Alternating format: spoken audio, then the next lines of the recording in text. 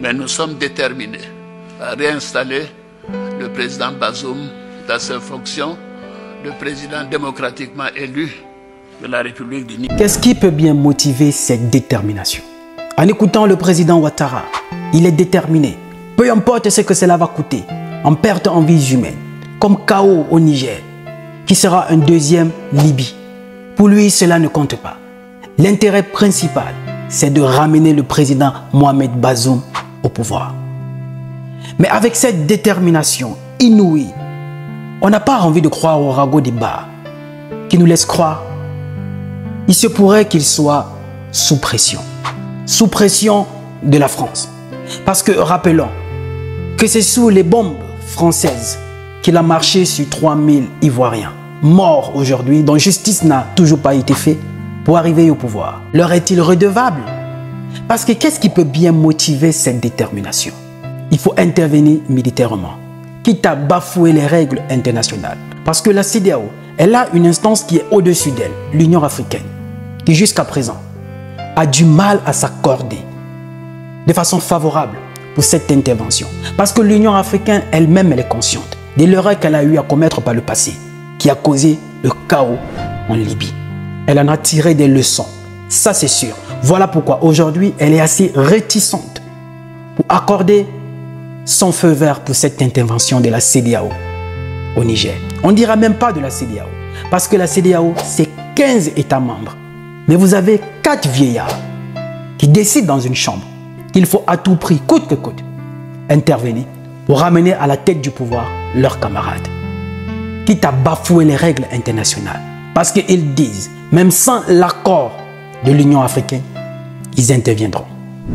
L'Union africaine venait à publier un communiqué qui montre des réticences ou même son opposition à une intervention militaire. Eh bien, ça serait un nouveau coup dur pour la CEDEAO.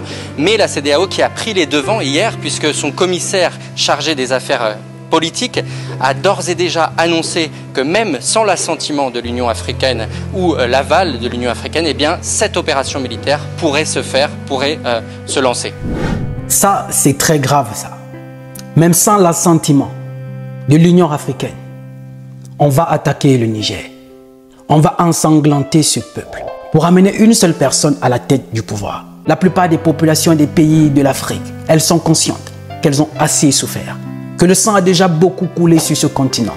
Il n'est plus question d'en couler davantage. Voilà pourquoi ces 4 vieillards, sans accord de leur population, qui sont représentés par les sénateurs et les députés, décident unilatéralement, coûte que coûte, d'attaquer le Niger. Qu'est-ce qui se cache derrière?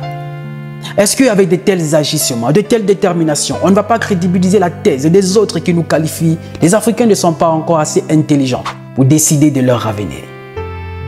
Ils ont toujours besoin d'être assistés.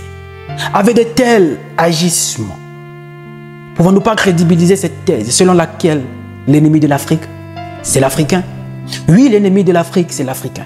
Parce que comment concevoir que ce qui s'apprête à être fait, là au Niger, soutenu par la France, et qui n'est pas pensable, faisable en Occident, est en train d'être fait en Afrique, monté par les Africains, pour ensanglanter d'autres Africains, sachant le chaos que cela va laisser au Niger. Pour la première fois dans l'histoire de notre continent, ça va se passer que 4 chefs d'État décident unilatéralement d'unir leur armée pour aller attaquer un autre État, déclarer une guerre, sachant ce que cela va causer comme dégâts.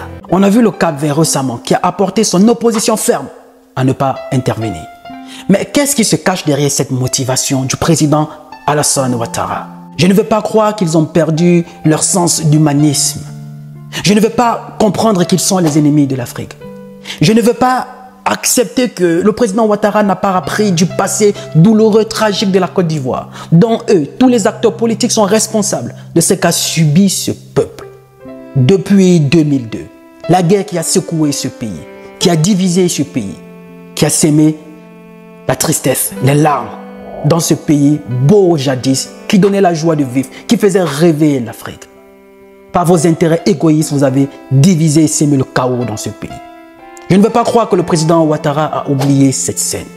Je ne veux pas croire que le président Ouattara a oublié que 2010-2011, il a marché sur 3000 personnes pour arriver à la magistrature suprême, sous la bénédiction de ses amis occidentaux. Parce que c'est sous les bombes de la France qu'on a délogé le président Laurent Gbagbo pour l'envoyer à la CPI. On lui a perdu 10 ans de sa vie. Et jusqu'à aujourd'hui, 3000 Ivoiriens ont perdu la vie. Toutes leurs familles sont aujourd'hui en attente que justice soit faite. Mais jamais justice ne sera faite.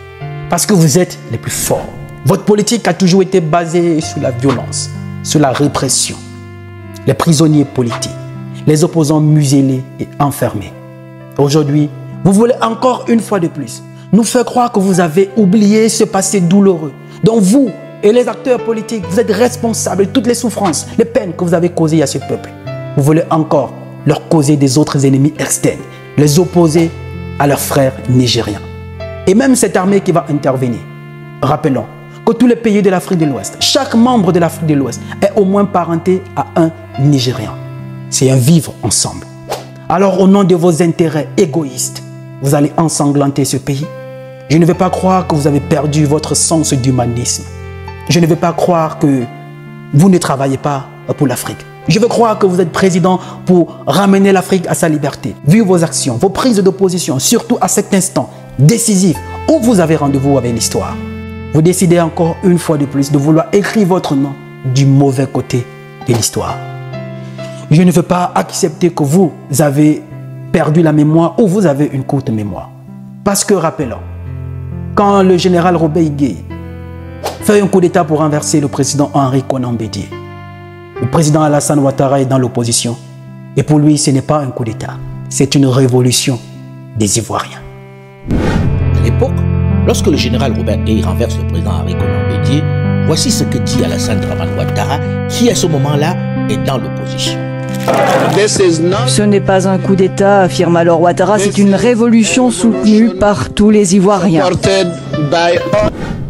C'est une révolution soutenue par tous les Ivoiriens. Ce n'est pas un coup d'État. Pour ceux qui s'érigent aujourd'hui en donneurs de leçons, à croire qu'ils ont une mémoire courte. Il y a quelques années aussi en arrière, quand le colonel Paul-Henri Damiba renverse le président élu démocratiquement, Roch Christian Marc Kaboré au Burkina Faso, il est accueilli en grande pompe en Côte d'Ivoire par le président Ouattara, dont je ne vais pas croire qu'il a perdu la mémoire. Pour lui, ils sont fiers du président Damiba. Là aussi, ce n'est pas un coup d'État. C'est une révolution. Mesdames, Messieurs, j'ai le grand plaisir et l'honneur de recevoir mon jeune frère, le président Paul-Henri Sandaogo Damiba, le président Paul-Henri Sandaogo Damiba. Et je voudrais vous dire, Monsieur le Président, et je voudrais vous dire, Monsieur le Président, et je voudrais vous dire, Monsieur le Président, notre joie de vous recevoir aujourd'hui et vous dire combien ceci nous paraît. Notre joie de vous recevoir, Monsieur le Président. Pour quelqu'un qui a renversé un président démocratiquement élu. Dans ce cas, le président Ouattara ne fait pas d'une opposition ferme et radicale qu'il faut ramener l'ordre constitutionnel. Est-ce peut-être parce que le président Damiba dansait sa chanson, était à la merci des patrons de l'Élysée? Je vous laisse vous-même me laisser votre avis en commentaire. Le président sénégalais Macky Sall, qui il y a quelques années aussi en arrière, disait, ça fait plus de 10 ans, que la MINUSMA est présente au Mali. La paix n'est toujours pas revenue. Mais quelques temps plus tard, les autorités du Mali décident de se séparer de la MINUSMA. C'est le même qui dit, mais ils se séparent de la MINUSMA. Comment est-ce qu'ils vont faire? Moi, j'étais surpris un peu récemment par une sortie de mon cadet Macky Sall. Vous savez, en 2018-2019, moi, je suis beaucoup. Macky Sall a une conférence sur la paix au Sénégal, s'est interrogé. Il dit, mais comment au Mali, on est jusqu'à 15 000 hommes armés et le terrorisme continue de s'étendre? Personne n'a pu lui répondre. Vous voyez, cette lucidité est perdue cette année. Quand le Mali a demandé à la MINUSMA de partir, c'est le même que j'ai entendu dire, mais comment les Maliens vont s'en sortir si la MINUSMA n'est plus chez eux? Mais il faut apprendre. Comment peut-on souffrir d'une incohérence chronique? Le président Ouattara, hier, le coup d'État, paix à son âme, le général Gué, c'était une révolution. Le coup d'État du colonel Damiba, C'était une révolution. Il est accueilli en grande pompe. On l'appelle le président. Mais jusqu'à présent, le président du Faso, le président du Mali sont toujours appelés des putschistes par ces personnes. Comment peut-on souffrir d'une telle incohérence?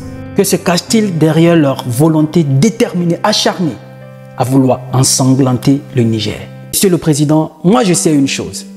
Si on n'est pas capable d'apprendre de ses erreurs, ce qu'on a perdu le chemin, on s'est égaré. Oui, avec tout ce qui s'est passé en Côte d'Ivoire, si vous n'avez pas appris, certes, les Ivoiriens vous ont peut-être pardonné, mais ils n'ont pas oublié. Et la blessure, à peine elle se cicatrise.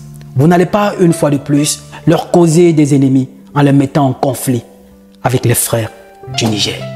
L'Afrique ne vous laissera pas faire. Il n'est jamais trop tard pour écrire votre nom du bon côté de l'histoire. Parce que jusqu'ici, vous avez toujours écrit votre nom du mauvais côté de l'histoire en dansant la chanson de l'impérialiste qui nous a toujours tout voulu, sauf notre développement, sauf notre émancipation. Alors nous nous posons la question, pour qui est-ce que vous travaillez réellement? Qu'est-ce qui anime votre détermination à vouloir, à coûte que coûte, ensanglanter le Niger pour amener à la tête du pouvoir le président déchu Bazoum? On a déversé des centaines de millions d'euros, 1 milliard d'euros entre 2014 et 2020 sur le Niger pour qu'il bloque les migrants au Niger, quitte à ce que ces migrants se perdent dans le désert, meurent dans le désert, mais au moins ils mourraient loin de la caméra et loin des rivages européens. Donc on a besoin du Niger, on a besoin de ce président-là, Mohamed Bazoum, qui est devenu un peu notre meilleur sous-préfet en Afrique, quitte à lui passer tous ses caprices, toutes ces violations des droits de l'homme, toute la répression de la population et puis l'immense pauvreté dans laquelle continuent à vivre les Nigériens et qui ne sont pas prêts de s'arrêter. Pourquoi autant de violence? Parce qu'on l'a toujours dit, la violence est l'argument des faibles. J'ose croire que vous ferez preuve de sagesse et comprendre qu'il n'est jamais trop tard pour écrire votre nom du bon côté de l'histoire. Parce que l'Afrique tout entière ne vous pardonnera pas pour ce chaos que vous allez laisser en Libye. Nous ne voulons plus une deuxième Libye. Pour qui est-ce que vous travaillez? Êtes-vous pour l'Afrique ou êtes-vous contre l'Afrique? On vous laissera avec votre conscience. Mais cette jeunesse ne vous laissera pas faire. Vous la trouverez sur votre chemin. La famille, dites-moi ce que vous en pensez en commentaire. Partagez cette vidéo massivement autour de toi. C'est ta façon aussi à toi d'apporter ta pierre à l'édifice pour que cette vérité soit connue. Que ceux qui sont aujourd'hui érigés en donneurs de leçons étaient ceux hier qui partageaient la position qu'ont les autres aujourd'hui. De qui se moque-t-on? Je suis Roland Campbell, ton frère. Salut!